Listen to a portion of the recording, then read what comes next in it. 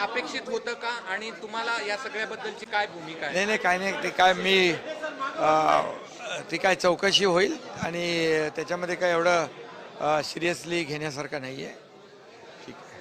रात्री तुम्ही एकत्र हॉटेलमध्ये होते, काही संवाद झाला, भेट झाली? नाही मी अगोदर आलो होतो आणि मुख्यमंत्री महोदय नंतर आले होते आणि इथं एकत्र पैठणमध्ये सभा होत्या.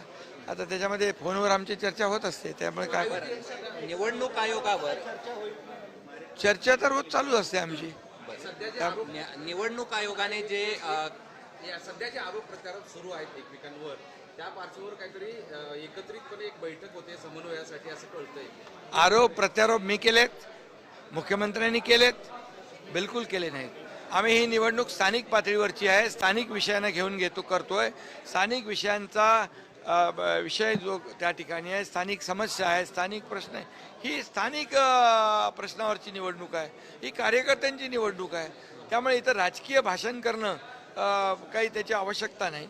त्यामुळे तुम्हाला मी सांगतो, लोकसभा, विधानसभा आणि स्थानिक ही कार्यकर्त्यांची निवडणूक आहे. कार्यकर्त्यांची निवडणूक त्यांनाही अपेक्षा असते आपल्या नेत्यांनी यावं.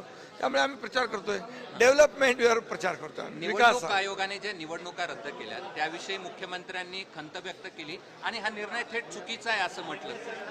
नाही, खरं म्हणजे एकदा निवडणूक प्रक्रिया सुरू झाली, ती सगळी प्रोसेस कंप्लीट झाली, त्यानंतर निवडणुका कधी थांबवल्या जात नाहीत. परंतु यावेळेस निवडणुका त्या ठिकाणी थांबवल्या गेल्या, हे मला वाटतं मी पूर्ण माहिती घेऊन यावर बोलेन.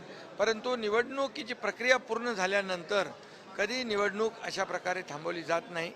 पण दुर्दैवाने तशी घटना घडलेली, त्याची मी माहिती घेतो. कोण? अरे जाऊ दे, त्यांच्या तब्येतीला शुभेच्छा देतो. देश विदेशातील प्रत्येक घडामोडींचे लाईव्ह अपडेट मिळवण्यासाठी आता साम टीव्हीच्या सर्व सोशल मीडिया प्लॅटफॉर्मला लाईक, फॉलो आणि सबस्क्राईब करा.